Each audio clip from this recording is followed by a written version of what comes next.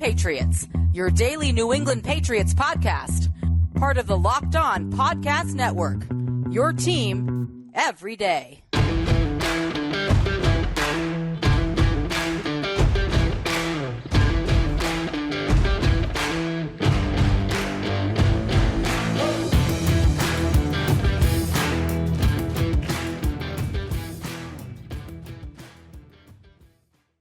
Hello to all of you Foxborough faithful, and thank you once again for making Locked On Patriots a daily part of your New England Patriots coverage. I am your host, Mike Debate. I am the host of the Locked On Patriots podcast, which, of course, is a proud part of the Locked On Podcast Network, your team every day. Folks, because it's your team every day, that means your questions, comments, and feedback are always welcomed. Very much appreciated. So share that feedback and send it to the internet by reaching out to me right down there on the Bird app at MDABATE NFL. While you're out there giving some weekly love to that Twitterverse, please be sure to follow the Locked On Patriots account as well at LO_Patriots.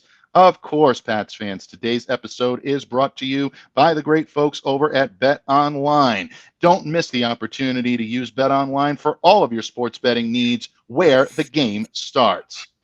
Folks, as you can see, it is hashtag Locked On Murph Monday. So nice we decided to invite him back after all the fun we had on Friday, and he is back here today for a specific purpose, and that is to help us muse the draft here on Locked On Patriots, as we always do each and every Monday. I bring to you my illustrious guest today, the Count of Murphy Fisto himself, the only man, past, present, or future, with his very own branded hashtag.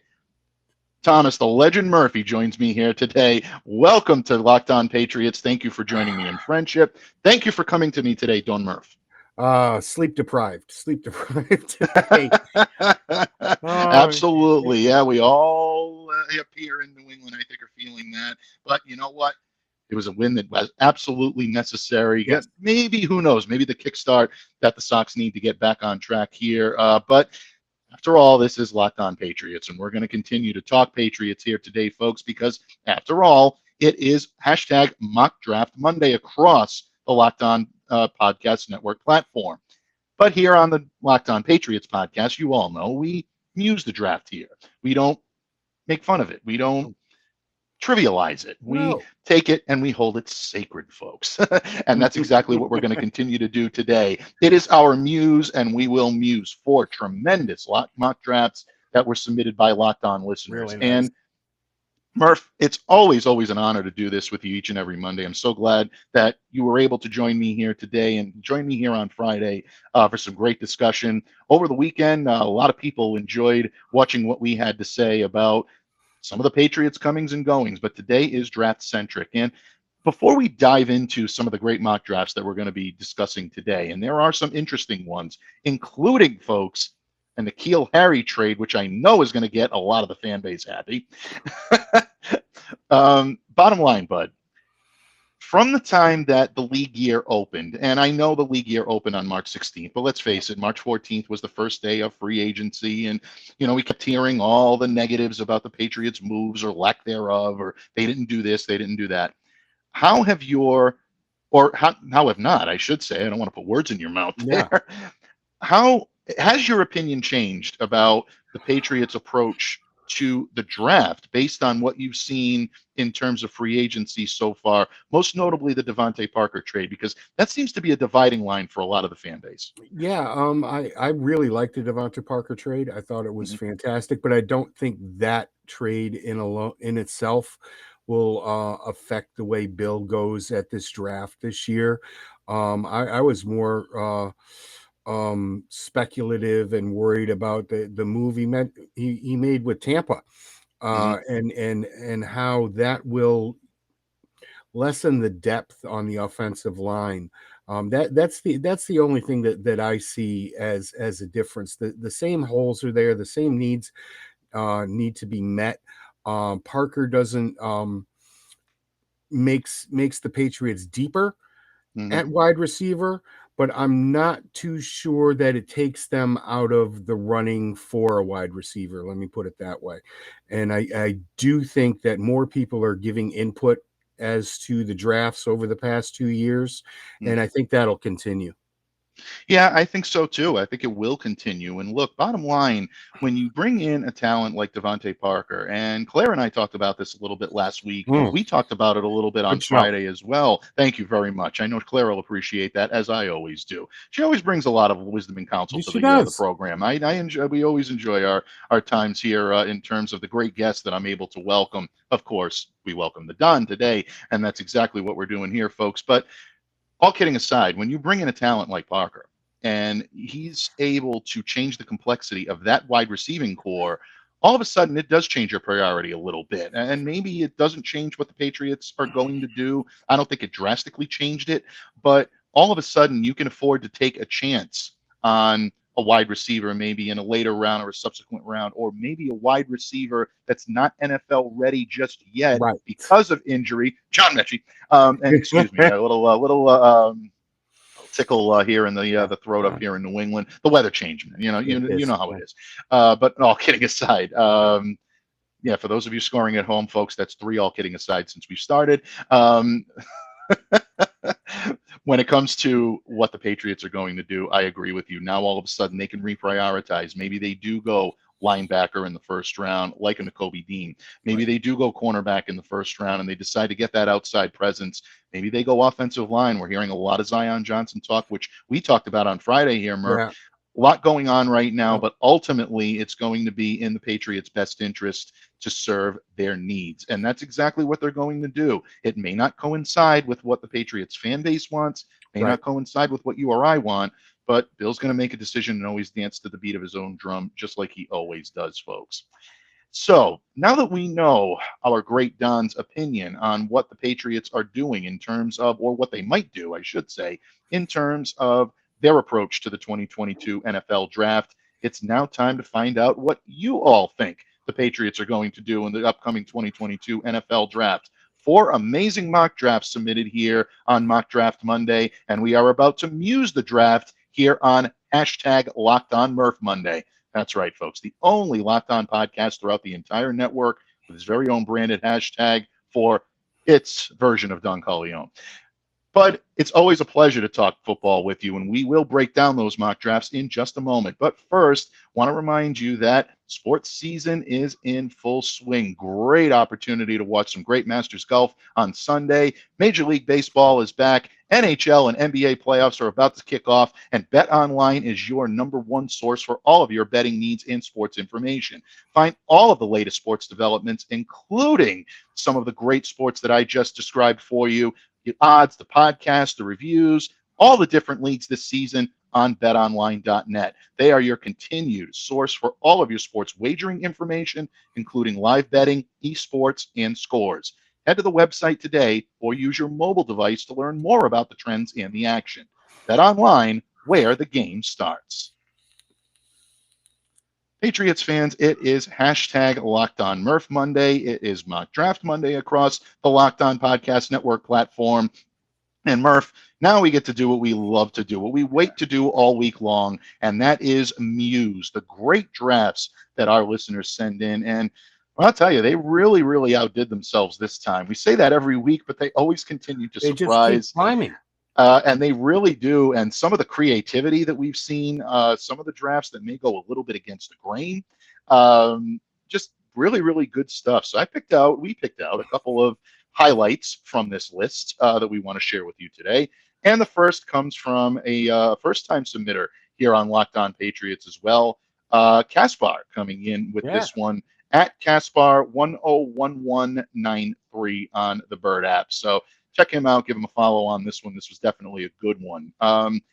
Murph, right off the bat, the Patriots sticking with the number 21 pick here, going on the defensive side of the ball. You want to talk about a thumper of a defender? This guy definitely fits the bill. Devonte Wyatt coming in from the University of Georgia. I look at this and I say, this definitely fits. I think if they're going to go with the defender out of Georgia, I know we have our eye on another particular guy, but at this point, I mean, I don't think Devonte Wyatt is necessarily a consolation prize. If the Patriots are going to go in a different direction, this kid is a surefire, hit when it comes to a first rounder. Your thoughts on the first round pick before we start getting into some of the meat and potatoes of this one? A pure block shredder from the point of attack. Man, this kid is just a nonstop get after the ball carrier, get after the quarterback. Wherever you need him to get after, he's going to get after it. I wish my kids did this with chores around the house, man. He's a strong guy. He's not super powerful.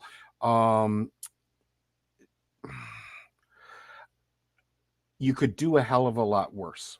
Put it that way, man. Nobody sheds blocks the way he does. Nobody scrapes down the lines the way he does. It's just fantastic watching this guy work, and I would love to do it for the next 5 to 10 years here in New England. There are other ways that you could go with this pick in sticking here. I don't think anybody would be that upset 2 years from now taking the Georgia senior. Yeah, absolutely. I love Wyatt. And the more I've gotten a chance to watch him, the more I've gotten a chance to really understand his role in that phenomenal Georgia defense this year, which is really one of the best I've seen in college football in quite some time. So many dynamic parts to that defense, excuse me. And I know we talk about Nakobe Dean a lot, but Devonte Wyatt, like you said, a block shredder, that's someone that can come in and provide that type of assistance on that defensive line or on the edge is really, I think, something where these guys can really be, a very He can play anywhere. He can play anywhere. He really could. Traditionally, I know he's listed in the D line, but there is an option there to move him around. And the Patriots love versatile defenders, and he's got that ability, the athleticism, stand him up, the strength. Exactly. Yep. If you stand him up, I completely agree with you on Wyatt. So I'm high on that pick. That's one of the reasons why I already immediately liked this draft, Casper. Good job here. He does address the edge at number 54. This was a straightforward draft, no trades submitted by Casper this time, but I love the haul that he came away with. Right. Nick Bonito coming in from Oklahoma. This, to me, at the edge, if you pick him up as a number 54, if the Patriots decide that they're going to go in a different direction and really address the edge in this part of the draft, I think this is really a potential home run hit right here. Yeah, I really like this pick. Not a lot of people will agree with me. A lot of folks are calling him undersized. There is no undersized anymore, people. It's just not. It's sub package after sub package after sub package that you're going to run and put in. And this Oklahoma kid is just, a high motor guy who excels on the backside. He's athletic enough to be effective in coverage. I love it. I really like this pick. It was a ballsy pick, as the first round pick was, but no, bravo, bud. Yeah, absolutely. Bravo is right. And I agree with you. I think Bonito, and we hear this a lot about undersized players, lack of development. The last I checked, unless you're an NFL quarterback, according to some people that have wing sauce stuck in the back of their ear, that all of a sudden, it really, I think it hurts all of a sudden for someone to come in and say, well, okay, well, after 1 year, you've reached your plateau and you're never going to be able to get better. Like something like arm strength can't be worked on. No. What a load of Jesus This Christ. is a family show, folks. I'm going to leave it. I'm going to leave it at that. Let's leave it at that. But bottom line, I think when you talk about undersized, I think, Murph, you make a great point. There is no undersized anymore. It depends on the scheme fit. It depends on the style that you want to get. And if the Patriots are serious about getting leaner, meaner, and faster, you're going to go after maybe some guys that are technically undersized. Maybe even a first-round linebacker. I know we keep hopping on it, folks. I promise you, we're going to give everybody their just due this time around. But Murph and I just want it. We just want it. That's just the bottom. Got to have it. Got to have it. So good, solid selection with Bonito out of Oklahoma. Next pick was, again, one that we've talked about several times. Cole Strange coming over at the guard position. The Patriots choosing to address that in the third round. Murph, I like the fact that they're addressing, we talked about this on Friday. You offered several pearls of wisdom and counsel on this one, but I like the addition of Strange or somebody like that in the third round. I think it's a good opportunity for them to address this for the offensive line, not necessarily biting for the first round pick that seems to be the flavor of the month around here right now. That's it. And that's what people need to understand.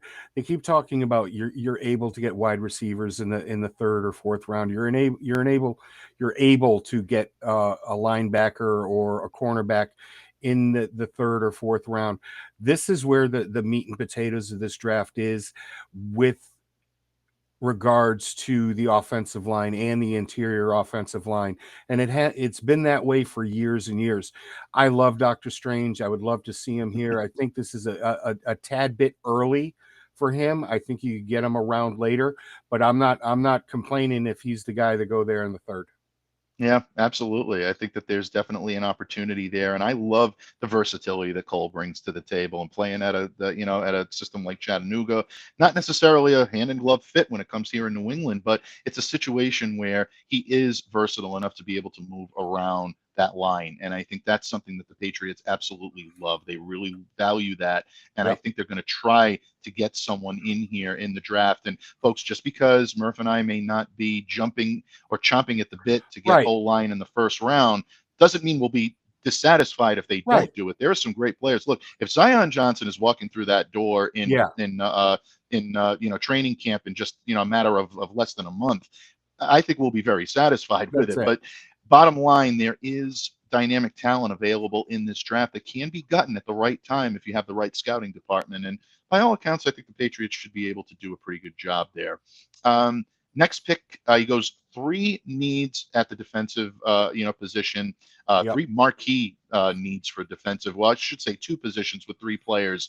4th round, he picks up LSU's Cordale Flott, which I'm surprised he's not getting a little bit more, in terms of maybe a little bit of play. Not necessarily the best system fit here, but I think versatility to be able to succeed. And then 2 linebackers that I thought were great picks here. If you're going to wait into the 5th round to address the linebacker position, you're not going to really do a better job than getting these guys in that frame. Appalachian State's DeMarco Jackson comes to the Patriots at pick number 158. Pick number 170, the Shaq Mason pick. They pick up Oklahoma State's Malcolm Rodriguez. These were 2 intriguing picks to me. Murph, when you look at the defensive style here, how about this stretch of 3 to really shore up big needs on the defense? Yeah, I thought it was after a couple of reaches up top to bring it back in and take players of need that can come in here and contribute right away. I love all of these picks, man. Well done. Yeah, somebody did their homework here. Absolutely. And again, Caspar, that's why we're choosing to do these types of highlights and essentially, and really kind of give these great listeners that we have here on Locked On Patriots. They're really doing an amazing job, Murph. We're giving them the opportunity to give that platform because they really do their homework. And we appreciate you very, very much. So rounding out this draft, Murph, if we're going to give Caspar a grade here, what was your grade? I think for the overall haul and not taking the bait on a trade, I think a drafting need for need, I got a solid B+ here for Caspar. What is your thoughts? I'm right there with you in a B+, A- at the very with the rising, even with the rising, he did a great job. He filled every freaking need that you could possibly ask for. Like I said, Dr. Strange was a bit of a reach at what was it, number 85. Number 85, 3rd round. And I think he could have gone a bit earlier there, but no, fantastic draft. Yeah, absolutely. And good job, Caspar. Thank you so much for submitting. And again, we look forward to even further submissions from all of our great listeners as we head toward the draft, and we are heading closer and closer. Our next submission was one of my favorites, and I know the fan base is going to love this. I alluded to it earlier. User on Twitter, Mac Jones at The King. The King has submitted a draft here. The King 10535792 on Twitter. Definitely check it out. We'll definitely tweet these out from the Locked On Patriots account to kind of give everybody a chance to see what we're looking at here. He begins with a trade, and the Patriots walk away with the number 15 pick and the number 83 pick in the second round. In the 3rd round. In order to get those valuable pieces of draft capital, Patriots part with a 1st rounder in 2023, a 2nd rounder in 2024, and at long last, the fan base would rejoice on this one. Wide receiver N'Keal Harry going to the Philadelphia Eagles. So, Murph, just right off the bat, I think, with the exception of the Professor Matt Chatham, I think you, me, and Steve are the only people left in the region that still hold some value to N'Keal Harry. Yeah. I think at this point, I've tried to be an advocate to keep him Yeah. around. I still think there's talent there. I think we're seeing maybe square peg in a round hole. Maybe N'Keal just needs a fresh start. But what are your thoughts on this type of a trade? Do you see N'Keal being moved here? I think that's basically my thought process. I don't understand why Philadelphia would do this. Mm. I really don't. Well, yeah, I think that's frame of mind right there as well. I know Philly is in need of wide receiver help. We've been, they've talked about that as a need on the draft. I'm not sure Harry is the type of guy that will be able to go in and maximize, what Jalen Hurts does well. Although, these guys, jump ball receivers are very interesting to me. They're always, I think, a very interesting case study because they can succeed in a place where you don't expect them to succeed. Right. Or they could fall flat in a place where it looks like they're a good fit. Coming into New England, I know a lot of people are saying, I didn't like Harry from the start. Those people that are saying they didn't like Harry from the start are people that didn't know Harry from the start, because this kid came in and fit a very specific skill set of what the Patriots were looking for. They were looking for a jump ball receiver, someone that could really kind of take on almost that Rob Gronkowski role. N'Keal never rounded into it for a lot of different reasons. And I unfortunately do believe we've probably seen him play his final snap in New England. But at the same time, there was an expectation that he could do it, that he could do something here that would be, beneficial to the Patriots. Obviously, like we said, it just didn't work out. I don't know if Philly would be able to do this, but I applaud you, Mac Jones, for this. The King definitely, he earned his crown on this one. You can get him to bite, if you can get Philly to bite, or a team to bite on a trade like this, you're a pretty good GM. So hats off to you. I love the pick, man. I'd love Chris Olave here. The problem is, I think Philly would love him in their uniform down there in Pennsylvania. It is what it is. You've got to applaud the pick. You've got to. I'm not sure that Philly would be as high on this as whatever computer algorithm said. Okay. Yeah, I mean, and in a lot of ways, I think Murph makes an interesting point. I mean, if Philly has a need at wide receiver, why wouldn't they just use the number 15 pick to pick Chris Olave there? I mean, obviously the Patriots trying to sweeten the pot, first rounder in 2023, but don't forget, Philly's giving up their first rounder this year. So is a first, a second, and a player like N'Keal have enough upside? Probably not, folks. But again, I applaud him for making the effort. You have to put these trades in, and the algorithm definitely got it there. So Chris Olave coming away, of course, and then the Patriots holding on to their number 21, really using this draft to really beat themselves up. And this is a pick I love the more I look at it, and that's Andrew Booth Jr. coming out of Clemson. True alpha, corner on that end. Really, really great on the outside. Can switch in and play a little bit versatility on the inside. This kid, to me, they had him in for a workout last week, meaning the New England Patriots. I like Andrew Booth Jr. the more I'm looking at him. He's an option, Murph. He's another one of those guys that I'm starting to come away with the idea that if he's there at number 21, it's going to be hard to walk away from him. He's an island guy. Okay, he's the guy that's going to let me run match quarters for the next 4 or 5 years. He's the guy that is going to be sitting there and saying, yes, give me the best wide receiver on the other team and watch me shut him down. That's what this kid loves to do. That's what he loves to strut about. That's what this kid is he's freaking Deion Sanders, for Christ's sakes, when it comes to attitude. And I love that. I'm not saying talent. I'm just saying attitude. Yep. And, but no, he has the ability to walk on the field right now and be one of the top 10 cornerbacks in the NFL. Yeah, he does. Right out the gate. Right out the gate. He really does. And you're talking a big time, program like Clemson. He's used to playing in big games. He's not going to shrink from the responsibility. He's NFL ready. He's one of the very few guys in this draft in terms of, there are a lot of guys with a lot of upside. I think they're pretty deep draft when it comes to corners, and we've talked about a few of them. But he's one of those guys. He's one of those select guys. McDuffie, I think, is another one. I know we hear undersized for him a lot too, but he plays at a much bigger, position. He plays bigger than he is. Elam, I think, has that thumper ability as well. But Booth, to me, is just such a complete package. at the cornerback position. Again, he's one of those guys you can't lay off. If it wasn't for the injury concerns that he's had over the past few years, the kid would go in the top 5. And Yeah. Bill loves that. He doesn't shy away from that. If he can get a top 5 pick at 22, he's going to take it. Good pick. Absolutely. Can't cut it up. Nope, definitely not. Patriots also addressing linebacker with their first pick in the number 54 in the second round. Their first pick in the second round, I should say. And they go Bama here, but not wide receiver, Bud. They're going to go with Christian Harris, the linebacker out of Bama. We're not seeing it. Not seeing too many Bama guys pop up on a lot of mock drafts. I know we see Jamison Williams and John Mechie a lot because people love their game as wide receivers, but Harris is interesting to me at the linebacker position. I think he could be effective here in New England. And the Saban-Belichick connection always gives Bama guys a little bit of a leg up on the competition anyway. He's a 3-year versatile starter on that line. He has the size that everybody loves. He has the speed that everybody loves. The only thing I don't like about him is the fact that he misses tackles. It's just not always a lockdown, drag him to the turf on every single play. But I like the kid, and where you're grabbing him here, you can't argue. Yeah, absolutely. And you can't argue in that regard.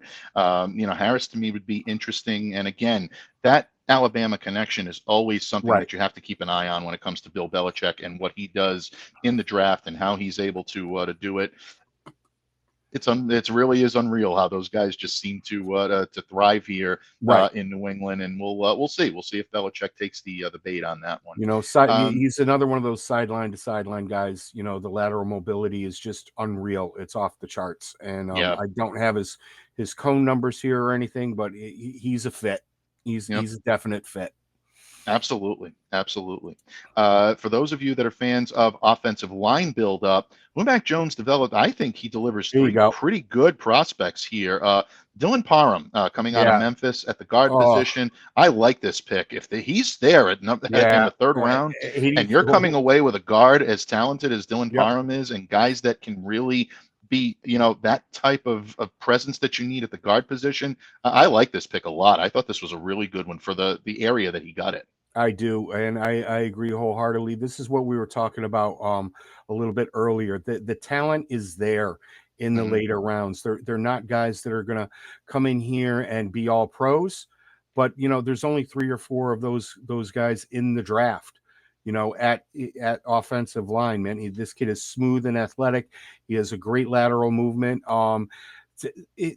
Once again, people are worried about his size, 6'3", 313. His arm length isn't exactly what you would be looking for in an interior offensive lineman, but it's more than adequate. He moves his feet really, really well, and has fast hands. I really dig the pick. Well done, guy. Yeah, absolutely. And I like Parham as well. I think a guy that can come in here and really be a factor on that offensive line. 2 guys we've talked about before, getting in the 4th and the 5th rounds. Zach Tom, who for some reason is getting a little dirt on the uniform there for people picking him. But I like Zach coming out of Wake Forest. Chris Paul coming out of Tulsa. That's an excellent pick. Oh my God. Absolutely. Really. Love this kid as well. I mean, at number 158, if you can get him in the 5th round, you're doing something right. This is definitely someone who's done their homework and knows the value of that type of player at that position. Great stuff. And again, whether you're drafting against algorithms or whether you're drafting against live people, King, this is great. This was a really good one. I don't want to necessarily skip ahead, but I'm going to a little bit because to round out this draft, Matt Araiza. This is something that people are kind of rumbling about, but no one is really hitting it head on. There have been a few. There have been a couple of analysts that have mentioned this as a possibility, but a lot of people are shying away from this. Murph, we all know the leg of Jake Bailey. Steve Balestrieri and I used to watch him in training camp and in mini camp boot these things to the moon. And we've often joked and said that, he's put a couple in the Foxborough air that still haven't landed yet. Tremendous leg, and Bailey has been phenomenal here. But I'm going to read you a number. I'm going to read you a number from our good friend Miguel Benzon, the Pats cap, the salary cap guru. There's nobody finer in this business when it comes to salary cap related information. And Miguel, you are the true GOAT, and I give you all of your props on this one.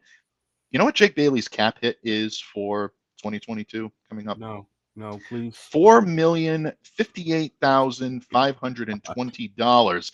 It consists of 3.986. You got to love Miguel, who rounds to the absolute. Wow, right. I love right down to the last. He Mhm. is phenomenal. He truly is.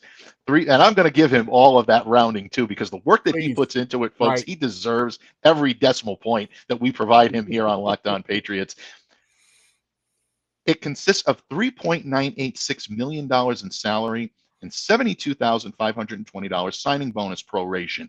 None of this salary is guaranteed. No. So I put it to you, my friend. That much I knew. The Patriots are stockpiling late round picks here, it looks like. They've acquired a couple, within the past couple of trades. Obviously bringing in a fifth from the Devonte Parker trade. Does this have merit? Could the Patriots be looking at a punter this year? Oh yeah.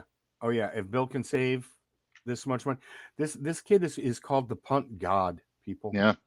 And he got that nickname playing midget football, playing Pop Warner football. This is what this man does.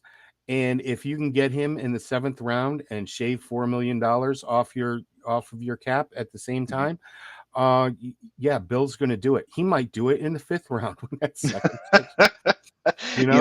Everybody thought 2 years ago, everybody thought that Bill Belichick was going to address the kicker position as an undrafted rookie free agent. We had talked about the hot rod. We talked about guys like Rodrigo Blankenship, and we talked about Tyler Bass. And I think at one point here on Locked On Patriots, Steve and I talked about even mocking them in Patriots uniforms just to see what they were going to look like, because it was almost a foregone conclusion that they were going to go a kicker in the draft. And they did. And they went with Justin Rohrwasser in the 5th round, which really raised the ire of the fan base. I was almost going to say something else, but we maintain our family rating here, folks, for a reason.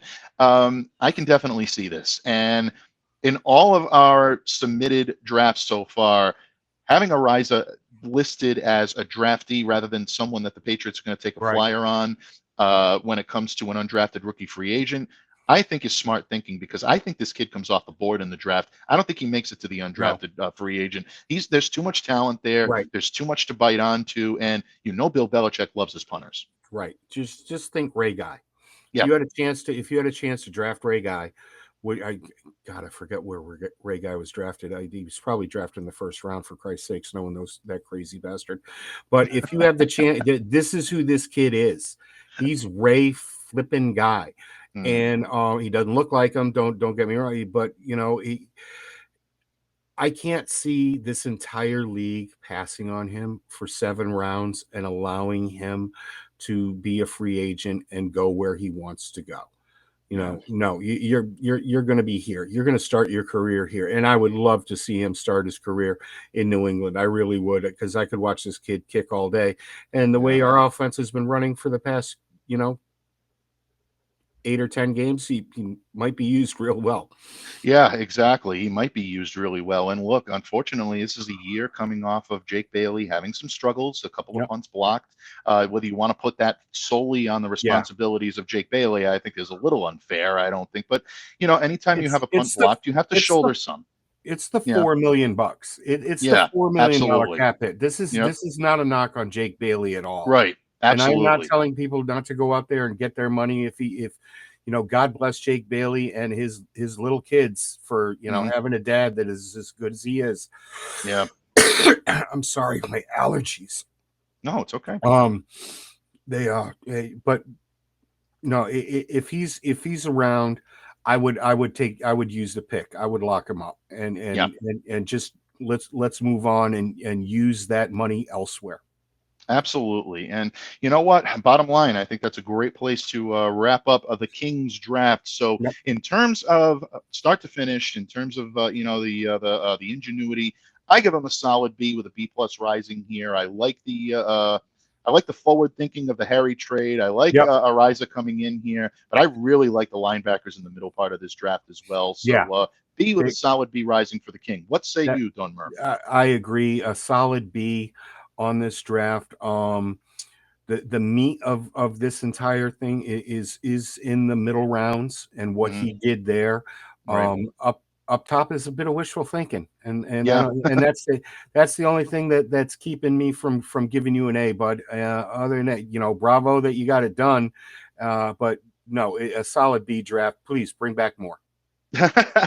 Absolutely, without any question. And, folks, it definitely is always a lot of fun to break down all of the great mock drafts that are submitted here. The King and Caspar did a great job of giving us their thoughts on what the Patriots might do, but we're not done yet here, folks. 2 very interesting mock drafts coming up for your viewing pleasure, for our musing pleasure here on Locked On Patriots. But first, it's Team Butchie's favorite part of the show, Murph, the part where I get to talk about one of my favorite all-time products, and that is the great folks over at Built Bar, because whenever you want to reach for a sweet treat, and over the weekend, Murph, I was able to indulge in a couple of delicious flavors, watching some golf, watching some baseball, doing a little bit of work in between. There's always stuff to do around the, around our great profession. But one thing that you can always count on is anytime you want a sweet treat that's not going to slow you down, but it's going to give you more energy, it's going to give you more protein, and it's going to make you feel better, is reaching for a delicious Built Bar. More protein, less calories, delicious taste, real chocolate. What more can you ask for? It's soft, easy to chew.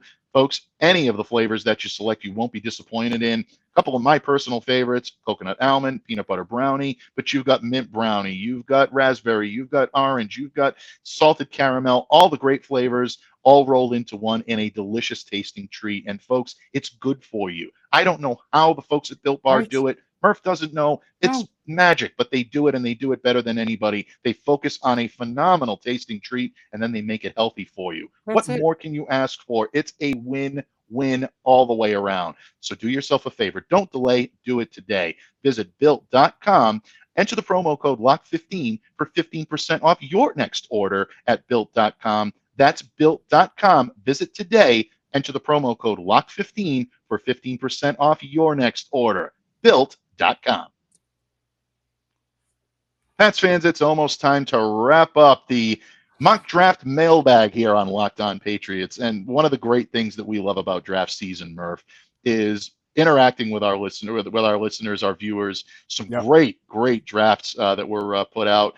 We talked about the Kings draft in the previous segment. We talked about Kaspar's draft, but it's time for a submission from a great supporter of our show, and we always, really always are very, very grateful for everything that he does for the show, and that's Matt Urban, and you can find him on Twitter at Matt2Use Urban. Definitely check him out on the Bird app and enter the old mock draft simulator. And there was a little bit of a trade down here. The New England Patriots not going until number 37. They got a couple of interesting picks here. He goes with Devonte Wyatt at number 37. I think this is an accurate place of where Devonte may end up going in the draft. I don't necessarily know if he's the number 21 slot that we saw Caspar from the beginning, but in a lot of ways, Murph, he's kind of like a Christian Barmore from last year. If you take him in the first round, you're doing a good thing. If you get him in the second round, you're really doing well. I like this. I like the fact that Matt was patient. He took his time. Zeroed in on a player, knew that he'd be there when he wanted to get him, and then he pulled the trigger on it and was able to, get a little draft capital back in return. What more can you ask for? I like this move. Yeah, I thought it was a fantastic move. This is the place where a lot of people before the combine and before seeing all those numbers, they were feeling that he was going to go. And to be able to get a talent like this at 37, brilliant, bravo, man! Like you just said, I couldn't agree more. It's a home run. Absolutely. Yeah, really, really well said. And again, I really like the way this kid plays, and I like what he brings to the table. Number 54 was a pick the Patriots held on to. They get their wide receiver, and a guy that I'm surprised is getting a lot of negative publicity. Christian Watson out of North Dakota State. Yeah, I do like Watson as a wide receiver here. I I know. don't like him as in the first round. But I do like the speed that he brings to the table. He showed pretty good speed at the combine. I know this is a pick that kind of rubs you the wrong way a little bit. Yeah. This is one of the very, very few instances in which Murph and I differ a little bit on opinion. But what is it about Watson that kind of still makes you a little uneasy? His short area agility just is not what I would like to see. Like you said, it's better in this round than it was in the first. I took a little heat for trashing the kid, but I went back, folks. I went back and I watched more film, and I see the same things that I saw before. Blocking and defeating zone coverages are question marks for him. He doesn't separate underneath really well. He's got that great frontline speed to get down the field, but I would go in another direction. That's just me. It's just a personal preference. I definitely see where you're coming from on the short area quickness, and that is something that is a concern if you're a New England Patriots receiver. However, when you look at someone that can get down the field, if you can try to work on that a little bit, especially with guys that have the ability to be effective in short area on this roster, someone like a Kendrick Bourne, or maybe even someone like a Jacoby Myers, if they can, mold him a little bit in that regard. Sometimes you may look at that and say, okay, well, that's worth the effort. That's worth a shot. I agree with you.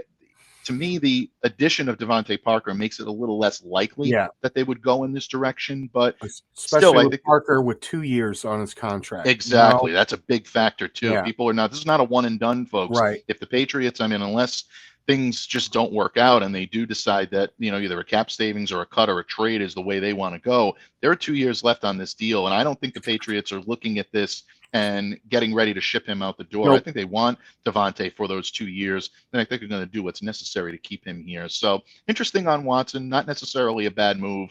No. Number 80 coming up at the cornerback position, somebody we haven't talked about here an awful lot. And I really like this guy the more I'm looking at him, from the Cincinnati Bearcats. Kobe Bryant coming in here at the cornerback position. Here's a guy with a lot of different talent. I just said, here's a guy, folks. I'm sorry. I'll go to I'll go to Collinsworth Jail on that one. I'm sorry, Chris. But Bryant, to me, brings a little bit of an interesting skill set to the table when it comes to what the Patriots are needing. When you look at their cornerback contingent right now, the way it's built, especially with the additions of guys like Terrence Mitchell, and then, of course, the addition of Malcolm Butler, how do you think Bryant would fit into this type of scenario in New England? I think he'd fit in pretty well.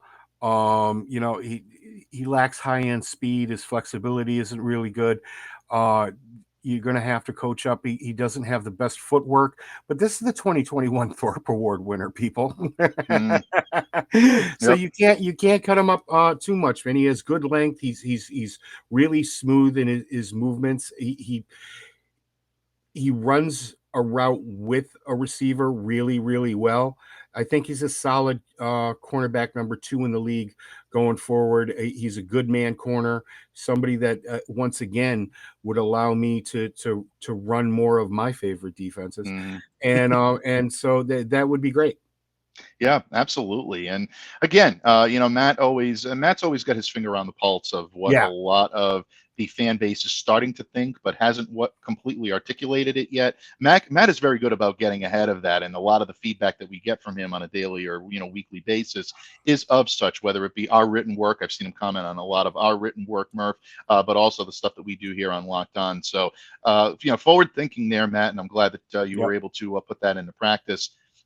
Interesting pick to me here at number 170. I know we're jumping ahead a little bit, but we haven't talked a whole lot about running backs in this draft. I think there's a reason for that. The Patriots are well situated, but there still may be some third down receiving options, or maybe some guys that can come in and give you a little bit out of that position.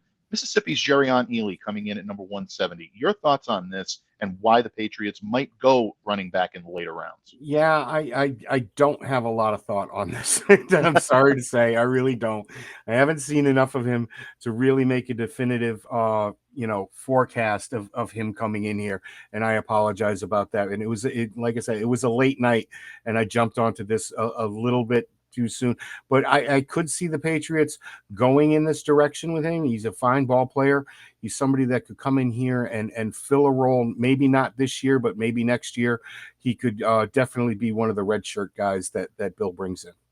Yeah, I mean, when you look at an Ole Miss guy and somebody that can come in from that type of option, he really, I think, has the opportunity to maybe come in here and be an early impact player on third downs. That's really where he made his bones, quite honestly, Bud. If you were going to talk Godfather, that's really, when we were going out with cheerleaders, he was doing this. And I think, very patient. He's better suited in a zone offense, so that may, be but if you're looking at that change of pace, scat back type of player that can come in and be an effective weapon here, I wouldn't necessarily frown on this one. I think there's an option here for him to be able to come in and maybe provide some good contributions in that area, especially knowing that. Especially knowing that.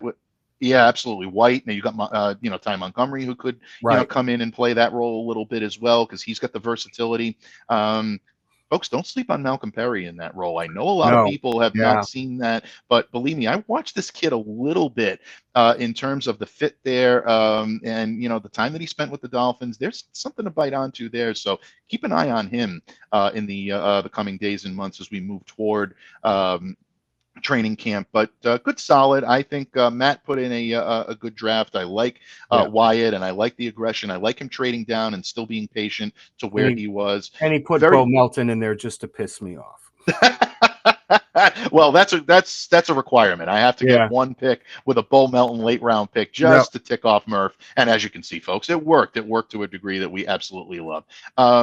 Your draft grade on Matt's draft. I'm giving him a solid B with a slight B plus rising, but most likely I would say a B for me. Yeah, it's a B. It's a B draft, definitely. He got some nice picks here.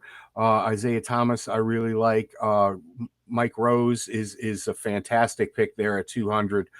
He's somebody that can come in here and learn and get after it. But no, a very solid draft from top to bottom. If you gave it anything lower than a B, you were just being a jerk because Bo Melton is on here. Well, on that note, folks, we're going to round things out here on Mock Draft Monday, and we thank you for joining us here on Mock Draft Monday each and every week here on the Locked On Podcast Network. We do have one that we're going to leave you with today, and that is a submission, sorry, a little Freudian slip there, from Joshua Mitchell, first-time submitter here on Locked On Patriots. Follow him on the Bird app or find him on the Bird app at JCM142. Tagged quite a few of us in this draft. I thought this was interesting because he gets the Maverick Award, in my opinion. Yeah. He felt the need for speed on this one. And at wide receiver, he moves up, believe it or not, Murph. This was a move that the Patriots made to move up in this draft and secure the number 16 pick in the draft, and does it to draft Jamison Williams. We talked about this a little bit earlier. Again, I mean, this is a matter of dynamic talent sitting there on the board. I don't necessarily know if the Patriots draft up to get Jamison, but if they can snag him at number 21, he's still on the board. He's a guy that, even if guys that we absolutely love are sitting there, that this is going to be a tough one to lay off of. Jamison is just that type of talent. It really would, man. He is that generational. He is, and I'm not as worried as everybody else is. We talk up Mechie to no end because he fits in here at a position that you. But God, man, if this kid is there, if you could trade up to get him, which I don't think Bill will do, but if he's there and Bill passes on him, I will have a stroke. I really will.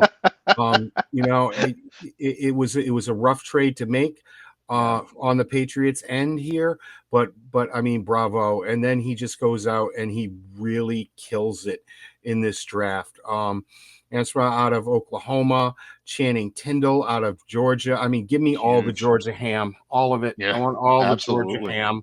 It was fantastic. He got McCallum there at 107. Brilliant. That was my favorite pick of this draft. Yeah. That really is. That stuck out to me. It woke me up and kept me up for 3 hours last night when I saw that this was there. This is a fantastic. He double dipped at corner. Cam Taylor-Britt is Yeah. a really solid pick Solid, there. absolutely. And, fantastic. We got our guy Zach Tom, another wide receiver, Tyquan Thornton. That's I like him a little more than other people, but not, I mean, Joshua obviously likes him too.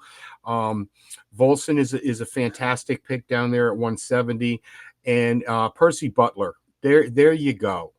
There you go. We're bringing in a safety here that's going to come in and learn from the best, and you got him down there at the bottom.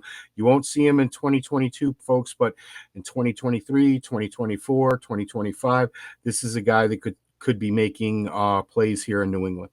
Absolutely, he really could, and a little bit of tight endage mixed into this draft too, as Yeah. well.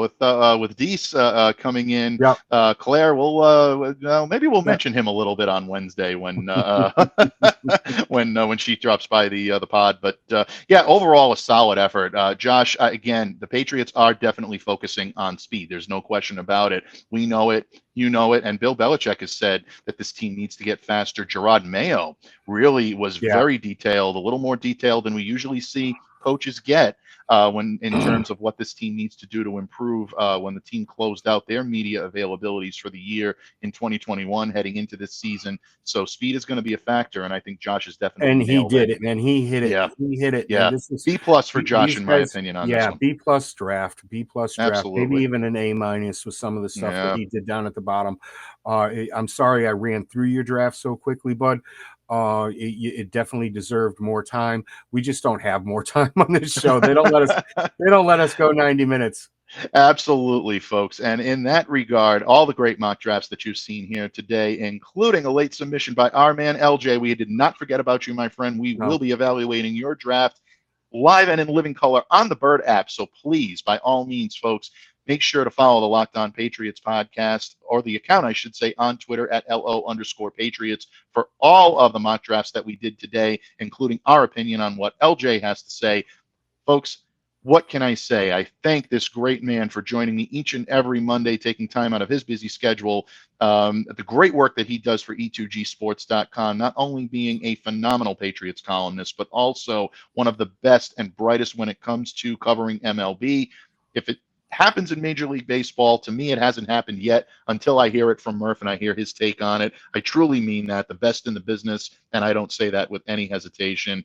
Before I let you go, my friend, please let everyone know where they can interact with you other than just that Bird app title that you got sitting on the bottom of our screen, and what they can look forward to in the coming days and weeks here from the great pen and the great voice of Thomas Murphy. Of course, a lot of great Red Sox and American League East coverage over there at E2G Sports. I've got a new piece out this morning on the Garrett Whitlock signing. Go check that out. Bravo, High and Bloom. It's probably the best thing that you've done since you've been here. Other than that, you can catch me tomorrow with Steve Balistreri and, of course, Classy Claire Cooper. And joining us this week, he's made a little time for me. He's made a little time for us. Mike Diabate will be in, and we are going to be talking some more drafts. It's always nice to get together with Mike and talk football. We will go at it the same way we do here, with a little bit of extra class added in there with Steve and Claire. Other than that, follow me at TMurph207, and you can find all my stuff there being tweeted and retweeted by my great friends and family over there on the Bird app. Absolutely. And folks, I can't stress it enough what an honor it is to always join Murph on the microphone here on Locked On Patriots, to be able to join Steve on the microphone, and of course Claire. These people are, family to me in every sense of the word. And I really, really enjoy the opportunity to invite them to my house each and every week. And it's always nice to be invited to their house as well. So I look forward to it. Definitely check us out there on One Patriots Place on E2Gsports.com. But Murph and I will be right back here next week, breaking down all of the action when it comes to your New England Patriots and amusing the draft, as we always do, heading into the 28th of the month. Until next time, folks, please continue to stay safe, stay well, be the change you wish to see in the world. On behalf of the great Thomas Murphy, I'm Mike Diabate. Have a great day, everyone.